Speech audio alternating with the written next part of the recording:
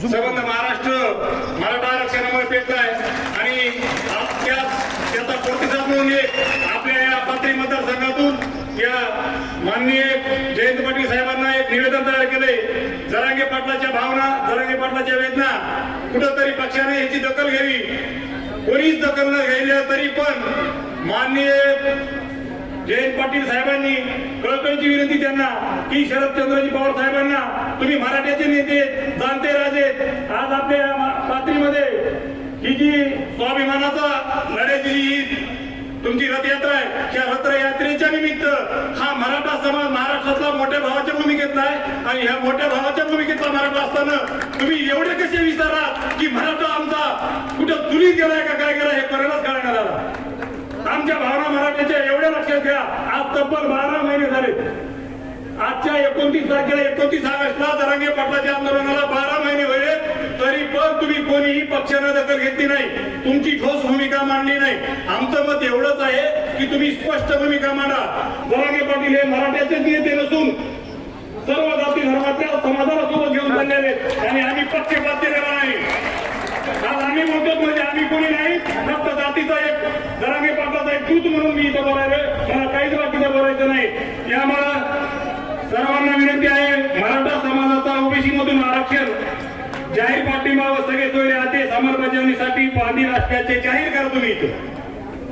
महोदय, जय शिवराय। महाराष्ट्रातील गरजवंत मराठा योद्धा मनोजदादा जरांगे पाटील यांच्या नेतृत्वामध्ये मागील 11 महिने झाले मराठा समाजाला ओबीसी मधून हक्काचे आरक्षण द्या म्हणून न्याय हक्काचा लढा देत आहे। आमच्याकडे कायदेशीर पुरावे आहेत। राज्य सरकारने समाजाचा सामाजिक व शैक्षणिक मागासलेपणाचा सर्वे करत मराठा समाज शैक्षणिक सामाजिक दृष्ट्या मागास असल्याचा अहवाल सिद्ध केलेला आहे। शैक्षणिक व सामाजिक दृष्ट्या मागास असलेला समाज नियमाप्रमाणे ओबीसी प्रवर्गात असला पाहिजे। यासाठी आपल्या पक्षाची भूमिका आज आपण जाहीर करावी। सरकारने गरजवंत मराठा समाजाला मागील 11 महिन्यापासून झुलवत ठेवलेले असून लोकसभेच्या निवडणुकीमध्ये गरजवंत मराठा समाजाला आपण एकीचे व मताचीही ताकद त्यांना व तुम्हालाही दाखवून दिली आहे। लोकसभेनंतर तुमची व तुमच्या पक्षाची भूमिका स्पष्ट होणे आम्हाला अपेक्षित असताना तुम्ही गोलमोल उत्तरे देत आहात। त्यामुळे आता येणाऱ्या निवडणुकीमध्ये तुमच्या दारामध्ये पुन्हा मंडप उभा टाकलेला आहे असून गरजवंत मराठा समाजहितासाठी मनोजदादा जरांगे पाटील यांच्या नेतृत्वामध्ये 29 ऑगस्ट रोजी निवडणुकीच्या आखाड्यात उतरून सर्वांना धूळ चालण्यास निघणार आहे। मनोजदादा पाटील व समाजाला राजकारणामध्ये रस नाही, परंतु सर्व पक्ष आपल्या भूमिका स्पष्ट करत नसल्यामुळे लढणारा मराठा समाज तुम्हाला जागा नक्कीच दाखवून देणार आहे। वेळ अजूनही निघून गेलेली नाही। मराठा समाजाला ओबीसीतून आरक्षण देण्यात यावे अशी आपली भूमिका 29 ऑगस्ट पूर्वी स्पष्ट करावी ही नम्र विनंती।